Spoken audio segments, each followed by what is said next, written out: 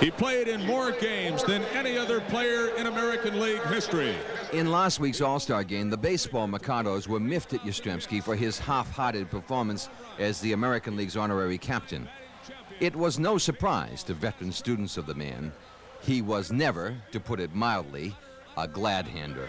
A 1989 Hall of Fame inductee, Carl Yastrzemski. Some loved to play the role, relish the limelight. Reggie Jackson was the classic example. But Yastrzemski despised all of that. The bubble existence went against his nature, his training, the deep reserves of his very heritage. Yastrzemski had his flaws, but he was always professional. He made mistakes, but he confronted them. He was always accountable. He did not duck the heat. He was not one to make excuses. He was a player uncommon in this age, one with whom you could identify. Did that make him every man in spikes? Not hardly. Few of us can hit a fastball in our sleep, which he may well still be able to do. But he did have much more of a working-class mentality than any other so-called baseball star of recent memory. I think the main thing is that you had to be a machine, and so you're always fighting, trying to block any feelings out. You can never let any of your emotions show.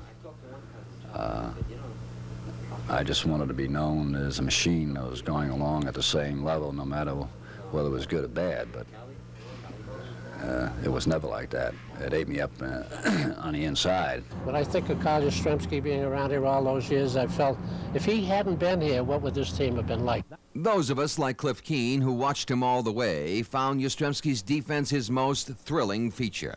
Sometimes he overdid it, but he was that rare ball player who brought as much passion to the field as he did to the plate. He was an outfielder who played like an infielder, like a shortstop.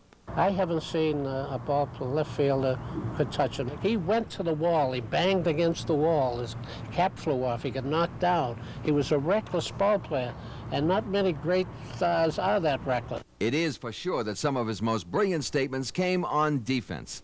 This was one of the very best, an inspired catch off Thurman Munson that came at the height of the infamous Yankee massacre of September 1978. When all the rest of his high-priced teammates were in full retreat. I don't think I've ever seen anybody work harder, longer, sacrifice more time, be more competitive or more disciplined or more intense than Yaz was. More to the point, he was tough. On this occasion in '78, he was in traction with back problems. The next day, he was back in the lineup. Right field, way back, near the wall, and there it is! Home run number 400, Carl Yastrzemski! And so the years piled up, and so did the records.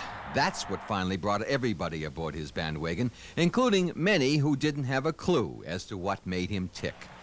It was overflowing at the end when he became almost the hostage of sentiment. It was yet another awkward role.